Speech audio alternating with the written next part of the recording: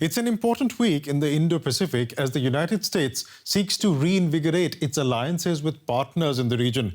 Secretary of State Antony Blinken and Defense Secretary Lloyd Austin are traveling to Japan and South Korea to meet their counterparts in the shadow of growing Chinese influence in the region. It's an outreach that began in earnest last week when President Joe Biden met his counterparts from India, Australia and Japan, the so-called Quad grouping of nations. The first ever meeting of leaders of the Quad ended with a commitment to ensure a free and open Indo-Pacific and the pledge to produce 1 billion doses of COVID-19 vaccines for the region. The leaders also agreed to cooperate in the fields of emerging technologies and climate change. Joe Biden has already presided over a virtual summit of powers with a vested interest in the Asia-Pacific region. Called the Quad, it's made up of the US, India, Japan and Australia.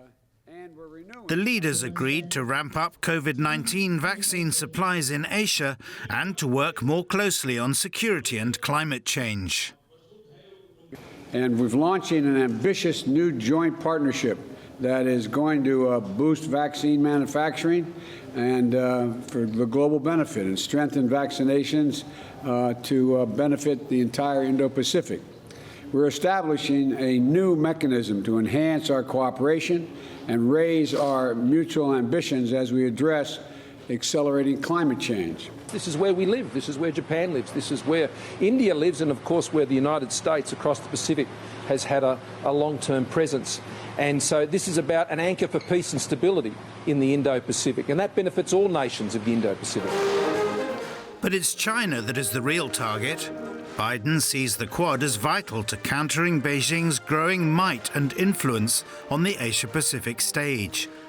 And that means also strengthening alliances beyond the core of four.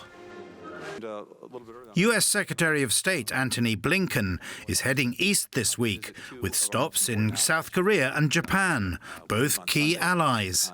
Then on Thursday, he meets his Chinese opposite number in Alaska for the first time. This is an important opportunity for us to lay out in very frank terms the many concerns that we have with Beijing's actions and behavior that are challenging the security, the prosperity and the values of the United States and our partners and allies. Washington has said it will not hold back on taking a tough line with Beijing on issues ranging from Taiwan to Hong Kong and its treatment of the minority Muslim Uyghurs. And for that, the US will need solid backing from its regional partners. And some of those partners are a part of the Quad grouping of nations, which I would like to focus on first. For more, joining me from Canberra is Rory Metcalf. He's head of the National Security College at the Australian National University and author of the book Contest for the Indo-Pacific, Why China Won't Map the Future.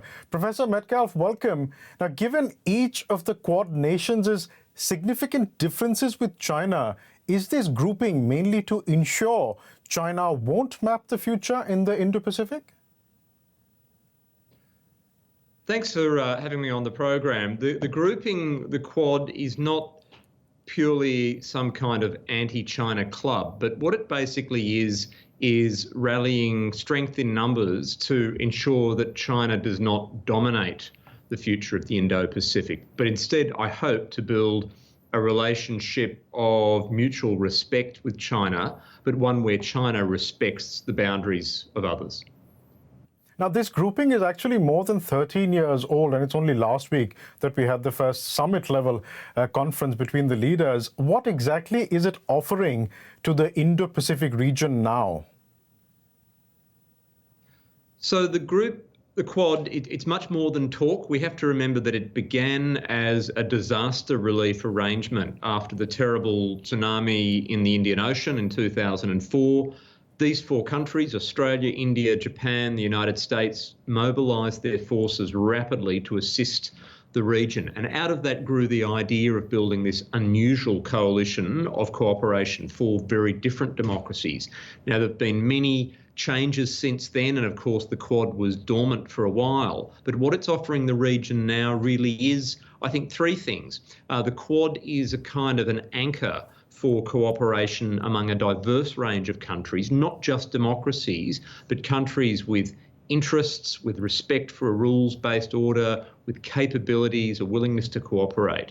That's the first thing. Secondly, the Quad is sending a signal to China that there is safety in numbers and that China cannot coerce individual countries alone. There will be pushback, and combined, the weight of the Quad is actually stronger than China. And thirdly, the Quad does offer a great capability for partnership with the region, whether it was disaster relief 17 years ago or whether it's pandemic relief, COVID vaccine rollout now.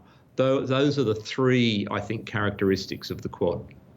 You speak of cooperation amongst a diverse range of nations, but then each of these nations, not just in the Quad, but then if you look further afield, like ASEAN, for example, they have individual trade ties with China, and China has a huge presence in the region. I'm just wondering if it comes down to countries picking sides, either you're with China or you're with the Quad and other initiatives like ASEAN, for example. Yeah, look, I think nobody in the region wants to pick sides, and if they're being pushed to pick sides, now it's China that's doing the pushing. Maybe Donald Trump was pushing, but that's changed now. The Biden administration is taking a much smarter approach.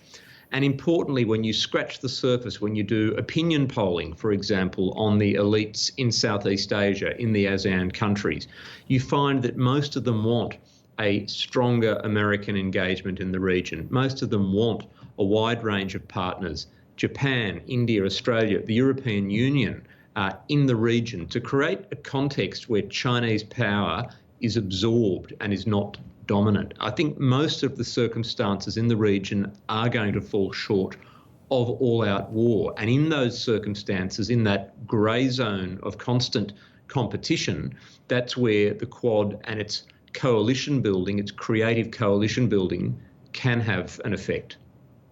But at the end of the day, the Quad remains very much a grouping. Do you see this progress to the status of an alliance, for example, along the lines of NATO, for instance?